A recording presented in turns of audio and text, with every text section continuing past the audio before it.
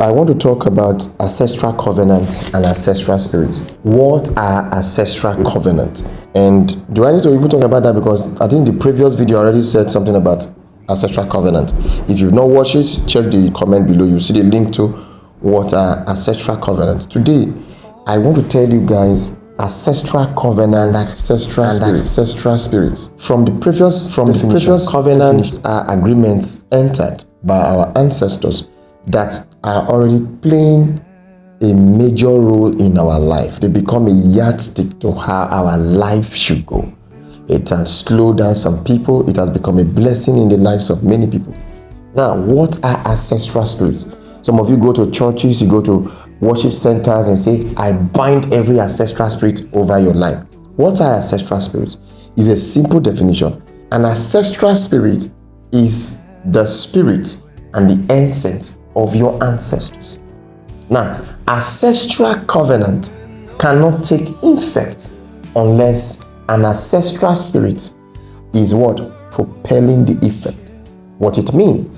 When an ancestral spirit is absent, ancestral covenant tends not to work.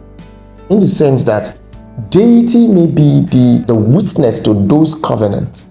The deity need the approval of the ancestral spirit for those covenants to do what? To take place. And that is why majority of the time those permission are given as at the point when those covenants are made, whereby deities become the custodian of those what? Covenants. For example, one of your ancestors has a friend and they were a very good friend unto old age. And while one was dying, and he said, my friend, any of your child that will marry my son or any of my child, they will never ever be poor. They will never ever be poor. I am transferring the wealth of my family to your children, to any of your child that will marry from my lineage, because I love you so much. What has happened? A covenant has been entered. A deity has sealed it. Spirits have recorded it. Do you know? It was out of emotions and the love he has for the friend that at the point of dying, he had that covenant with the friend. Unknowing to him, he had literally transferred the wealth to his friend upon when the friend's daughter or son marries his daughter or son. And the man agreed. Do you know what will happen in 200 years? Let me explain how spirits manipulate covenants to their own what? Benefit. Now, my brother is a son of the one that was dying. You are a daughter of the one that was alive. You are working and working and working. You are working all your life. No money is coming. No man is coming.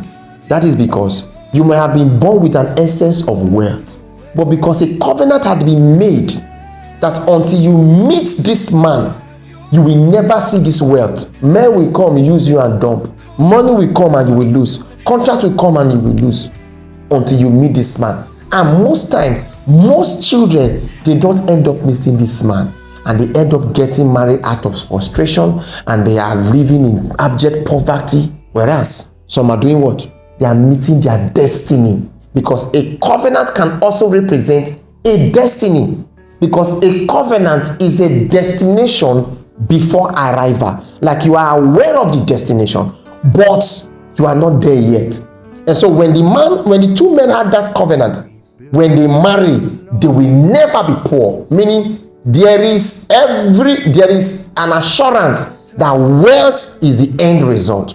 But how do you get to that wealth?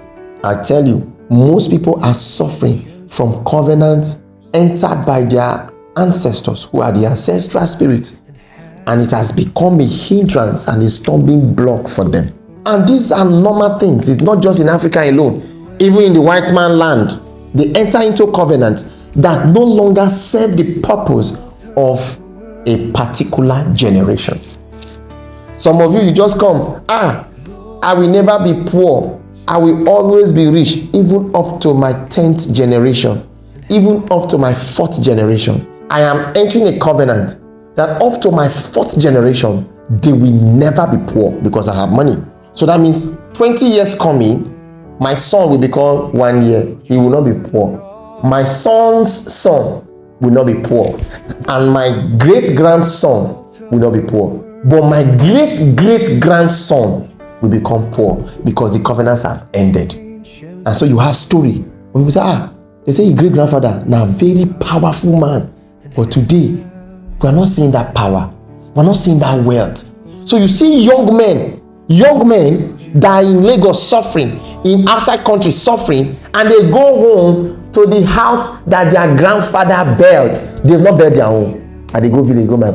And the only house they have in their family is the house built by their grandfather. So how come your grandfather is able to build an amazing house, and in a modern technology where we have innovation, you couldn't even have money to build a house?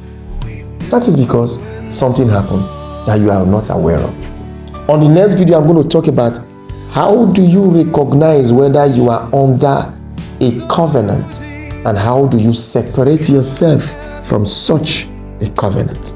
Thank you.